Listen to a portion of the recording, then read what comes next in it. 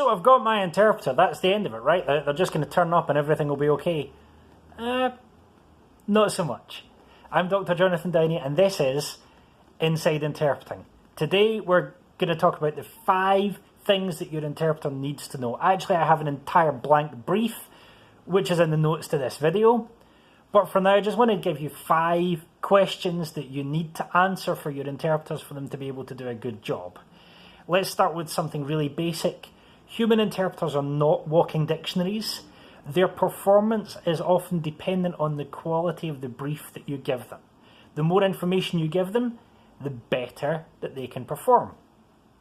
So, the first piece of information that every interpreter needs to know is when. Okay, this is obviously basic, but stay with me. They need to know when the event is happening. When is the start of the event? When is the finish of the event?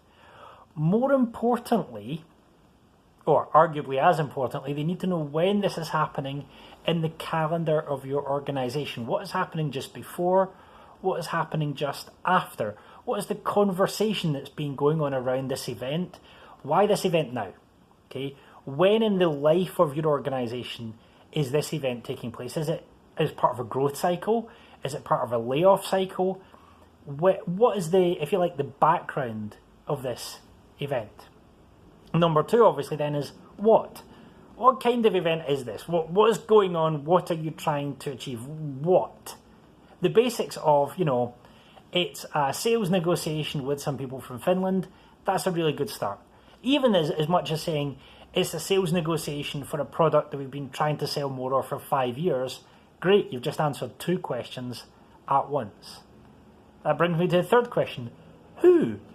Who's going to be there? Who's the audience? Who are the speakers? What are their motivations? Why are they there?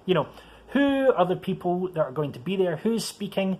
Please just don't send names, but give a little bit of background if you have their bios, if you have any speeches that they've already done. If you have their notes, please send their speech notes. But who's going to be there? Who's going to be speaking? Who's going to be listening? What are their agendas? So we've done when, we've done what, we've done who, obviously then where. Where is this taking place? What hotel, what conference hall, which resort, whose house? Where is this taking place? Again, not just the physical location, but the location in terms of what it means for your business. Where in your plan, in your strategic plan, is this taking place? Very few businesses share their strategic plan with interpreters, and they're actually making a mistake there. The more you share of your strategy, the better the interpreters can understand what this specific meeting is doing and how to help it do that.